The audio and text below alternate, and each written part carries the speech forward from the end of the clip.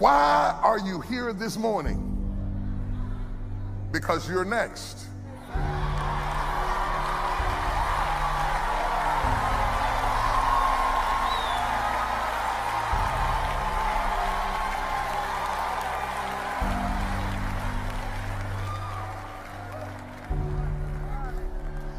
I was talking to Andy Young, and you know who he is and what a trailblazer he's been in this nation, not only working in our government, working in the civil rights movement, and just seeing so many things happen. And we were having a conversation, and I was talking about the complexities of the time that we're in right now, the controversy that goes along with it, and the criticisms that you have to deal with, and all of that. And I said, you know, it's just terribly perplexing times now to be a leader and to be out front. He said, that's not anything new.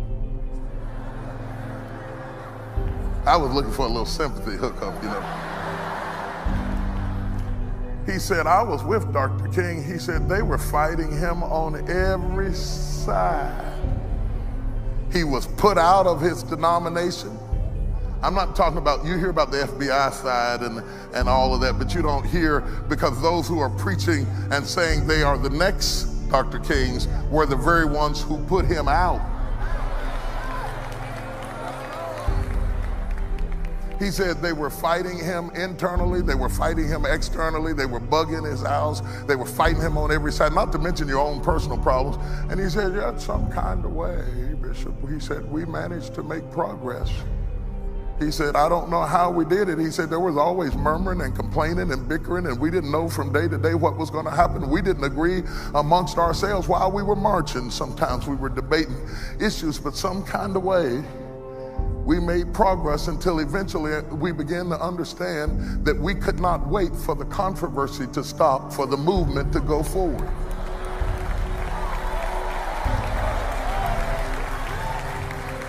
And so I thought it was worth telling you, since you might not get to talk to Andy Young, that you can't wait for the controversy to stop for your movement to go forward. You just got to let them say whatever they're going to say, fight them back, and keep on building.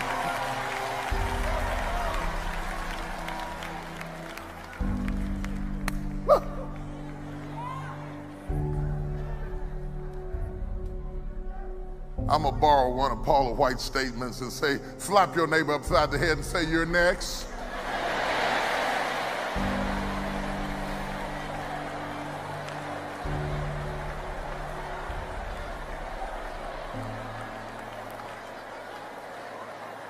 Can I go just a little bit further? Surely you ought to think that Jesus was a great leader. Watch Jesus when he says to his disciples, who do men say that I am? Here comes controversy. You're controversial, Jesus. Some say that thou art Elias. Some say that thou art Jeremiah. Some say that thou art Esaias. And you are so controversial that your enemies don't agree. Now that's when it's getting good. When your enemies don't agree, you're getting good. Then he says to his followers, who do you say that I am?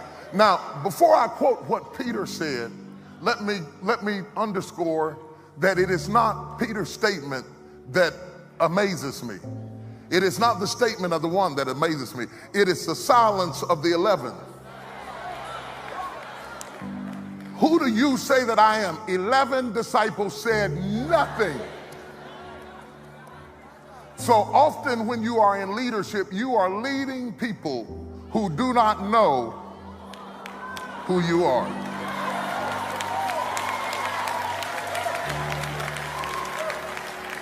If you can get 1 out of 12 to understand who you are, then you're doing as good as Jesus anyway. You're doing pretty good. If one guy will speak up for you and say, thou art the Christ, I know who you are.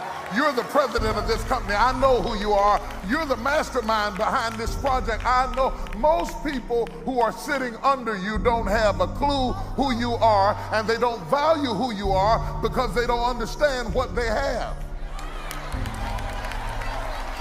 And if you don't understand what you've got, you can fool around and lose what you got because you don't understand the magnitude of what has been given. Again, to him whom much is given, much is required. That's not just on the person on the stage, but it's also on the people who are following them. It is much required of you to follow somebody close enough to have a clue who you've got.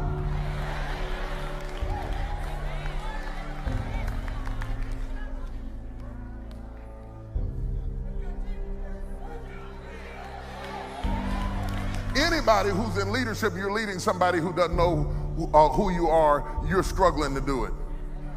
Because you're being underappreciated, you're become frustrated. People will handle you any kind of way because they don't know the value of what they have.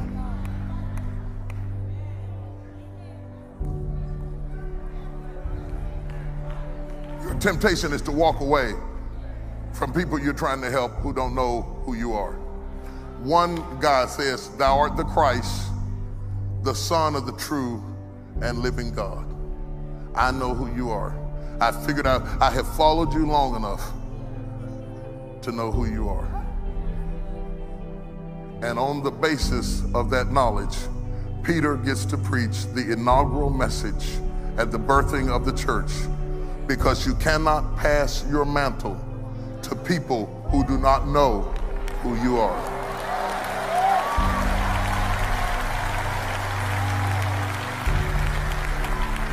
I don't have time to do this justice, because look at Elijah and Elijah. And Elijah says, "I want a double portion of Elijah's spirit." He said, "No, not yet. You haven't seen enough. When you've gone through this with me and that with me and the other with me and that way, and if you're still here when I'm taken up, now I'm going to give you a double portion of my glory, because you can't have my mantle if you don't know who I am." Ooh. Marriages are being lost because of it. Companies are being lost because of it. Family relationships are torn. Anytime you have any kind of structure and you have to lead people who don't know who you are, you're in trouble.